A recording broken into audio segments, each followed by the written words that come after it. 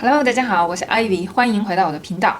今天已经是2021年的1月9号，一晃2021年的第一个礼拜就这么过去了。上一期我讲了我喜欢的生活方式，今天应该是我2020年总结的最后一期视频。我要讲的就是我2020年看过的电影。其实我也仅仅只看了30多部新电影，所以和我看的书一样，如果我要给出一个我最喜欢的前10部电影，似乎没有什么信服力，所以以下的评论只是就我个人的喜好说出一下我想给你们推荐的电影。虽然在2020年我只看了30多部新电影，但是因为2020年的特殊情况，我在疫情初期买了1个季度的 Disney Plus， 所以就逼着我在那3个月里头重新看了我很多迪士尼的老电影，也唤醒了我一些很老的记忆。就是因为重新看这些老片子的时候，又发现了一些不同的新的火花，让我在整个2020年又重新看了我很多以前我很喜欢的电影。在过去的10年当中，我都认为还有那么多的电影我从来没有看过，所以很少有机会以前的电影再重新翻看，所以这也是我第一次有如此的经验。我觉得当你对电影的情节已经没有什么期待，而更关注电影里的细节时，你会发现很多在第一次看电影中所不曾发现的新发现。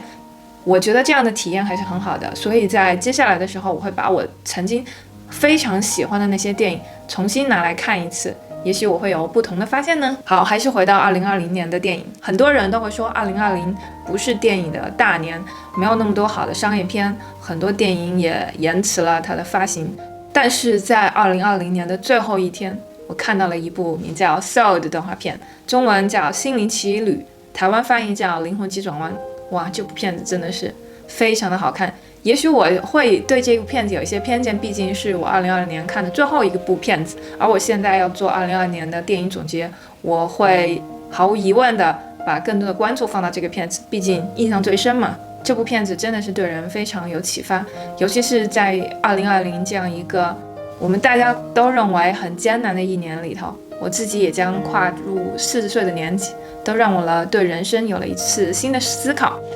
怎么说呢？从小到大，我都不是一个对生活很有目标的人。我可能会有一些短暂的计划，比如说高考啊，找工作啊，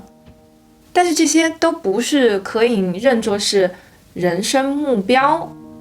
我不知道我这样说你们可不可以理解。我每次的计划都不过是拘泥于我当时的认知，拘泥于我当时所处的环境，而我也就这样一步一步的走到了现在。有时候大家谈论起小时候的梦想，我都会很尴尬的说，什么叫梦想？我好像没有一个很清楚我的梦想是什么。有时候我也会迷茫，是不是这样没有人生梦想的我，人生就没有意义？但是我貌似也可以在这样的人生当中乐在其中，是我有毛病吗？在看了这部电影后，我可以很轻松地告诉大家，我没有病，并不是人生必须要设定一个目标才有它真正的意义。那些你所经历的，你所付出的泪水，你所欢笑的喜悦，其实都是我们生命中的火花。简短的片子却富含了大的哲学意义，这也许是皮克斯一直能够在这么多动画电影公司中屹立于不败之地。当然不用提他们的技术有多好，音乐配乐也是顶级棒。下面我想说的是，在2020年当中给我印象最深的华语片，我很喜欢台湾的片子《阳光普照》。记得当时在1月份 Netflix 一推出，我好像是当天，或者不是当天，也就是第2天，我就立马看了。整部片子的节奏我很喜欢，画面也是非常的美。阳光普照嘛，说的其实就是亲情，亲情就是阳光，毫无保留的给世界的每一个角落。怎么说呢？这部片子实际上是很伤感的，但是在影片的结束，我们似乎又把那种伤感的情绪又放下了。如果没记错，影片的最后是阿和和他妈妈在一起骑自行车向着阳光的方向走去。家和为贵嘛，没有什么是一家人所解决不了的问题。有些人看这个片子可能会觉得整个节奏过于平淡，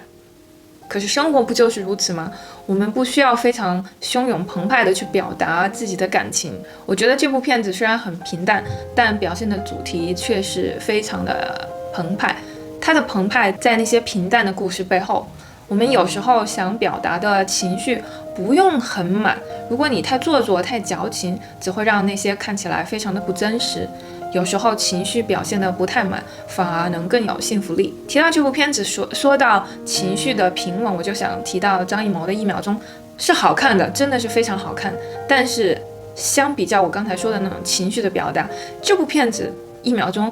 这个情绪就表现得太满了。其实有时候更含蓄一点，或者在有些手法上能不把画面填得那么满，也许会更好。但还是要说，这部片子是老谋同学近几年拍过非常好看的片子。想想老谋子也是70岁的人了，在70岁的年纪还能拍出如此的电影，还是要值得尊敬的。我这个人就是喜欢岔到其他的话题，其实我想提另外一部有人可能会和阳光普照相比较的一部片子，叫《春江水暖》，是讲的在杭州附近的一个城市，我突然一下忘了是什么城市，发生在一个非常大的家庭，有4个儿子之间发生的故事。我看到很多评论说这部片子画面有多美，我只能说是不是对画面的美，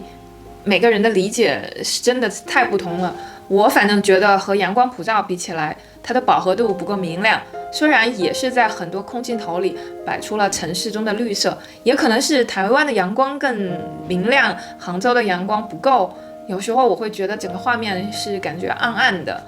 最重要的是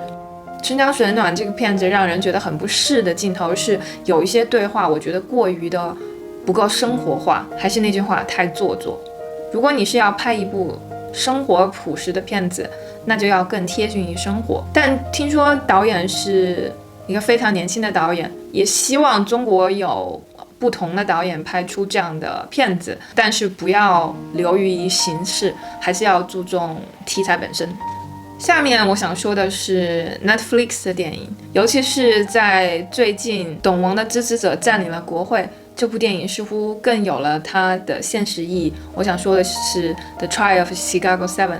好像中文叫芝加哥7审判吧。这部剧虽然发生在美国的60年代，但是放在当下，无论是美国、中国或者是全世界，都有它很深的时代意义。虽然说是法治，虽然说自由民主，但是哪里是真正的存在一个无条件的法治、无条件的自由民主呢？在所谓尊重自由民主的美国，也出现了像电影中无法脱离政治的法庭。这样的事情能够发生在美国的60年代，也能发生在现在的当下。普通的民众无论在哪个年代都是容易被利用的，容易被权贵接足来实现自己的利益。再看看现在疯狂的美国，那些所谓占领国会的民众们，难道仅仅只是因为董王的一句煽动？我觉得还有更多的政治背景是我们无法忽视的。我突然想到，有个朋友跟我提到，他非常的不喜欢网飞，为什么会不喜欢这种形式呢？流媒体毕竟是今后的大趋势，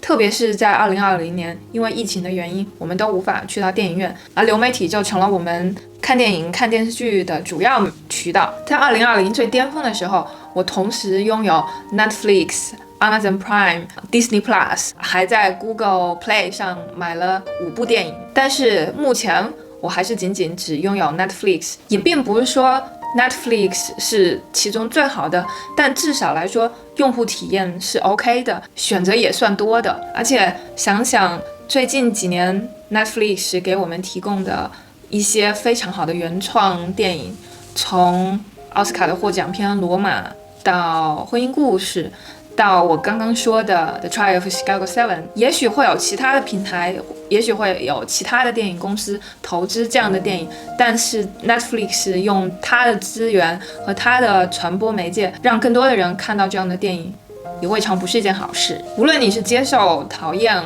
或者喜欢， Netflix 已存在我们生活中很久，而且必将源源不断地给我们输出更多不同的剧目。下面就说到我最喜欢的剧目类型，喜剧。